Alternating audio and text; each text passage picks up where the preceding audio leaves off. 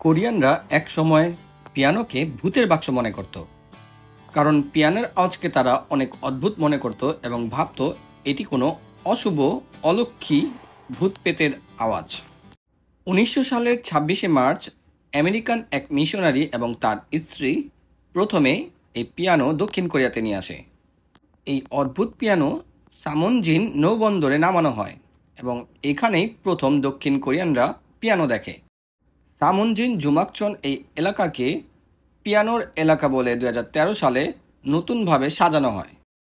নাকদং নদীর তীরে এই এলাকাটি একটি ঐতিহাসিক স্থান, যার ইতিহাস 100 বছরেরও পুরনো। এখানে রয়েছে নৌবন্দর, সংস্কৃতি বান্ধব পরিবেশ এবং অভিনয় করার মতো একটি জায়গা। আসসালামু আলাইকুম। আজকে আমরা এসেছি দক্ষিণ কোরিয়ার একটি ঐতিহাসিক স্থানে, সেটা হচ্ছে পিয়ানোর আবাসস্থল। দক্ষিণ কোরিয়ার সর্বপ্রথম দেগুর এই দালসংগুন এলাকায় পিয়ানো এসেছিল 1900 সালে। সেটা এসেছিল আমেরিকার এক মিশনারির হাত ধরে।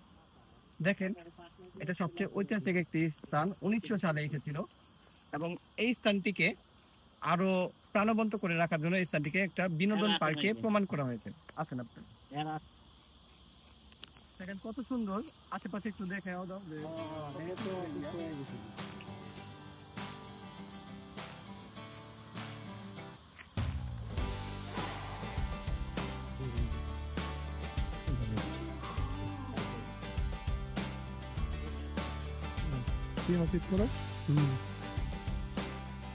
এই দেখেন আমাদের এখানে সামনজিন,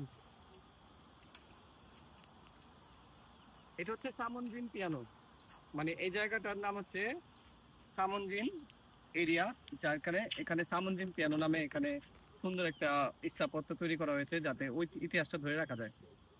আসুন, এই জায়গাতে এই যে লাইটিং চলতেছে, এখানে ফোয়ারা হয়। একটু আগে ফোয়ারার ম্যাজিক ছিল, আমরা সেটা মিস করেছি এবং অনেক সুন্দরভাবে এই ফোয়ারাটা। গ্রীষ্মের গরমে এই ফোয়ারাগুলোকে ছেড়ে দেওয়া হয় এবং এখানে বাচ্চারা খেলা করে, খুবই আনন্দ উপভোগ করে এই জায়গাটিকে স্মৃতির পাতায় লিখে রাখে তারা। প্রতি বছর এখানে নানান রকম অনুষ্ঠান হয় এবং স্মৃতিচারণ হয় সেই ইতিহাসের। দক্ষিণ কোরিয়ানরা তাদের ইতিহাসকে তুলে ধরার জন্য এবং সংস্কৃতিকে সংরক্ষণ করার জন্য অনেক ধরনের পদক্ষেপ নেয়, অথচ বাংলাদেশের অনেক ঐতিহাসিক স্থান এখন ধুলোয় ভরা এবং অযত্নে রয়েছে। যেমন ঢাকার লালবাগ কেল্লার দেওয়ালের চুনা বা রঙগুলো ঝরে যাচ্ছে, অথচ সেখানে দেখার কেউই নেই। আমরা চাই বাংলাদেশ সরকার যেন আমাদের সংস্কৃতি এবং আমাদের ইতিহাসকে সংরক্ষণ করে। আল্লাহ হাফেজ।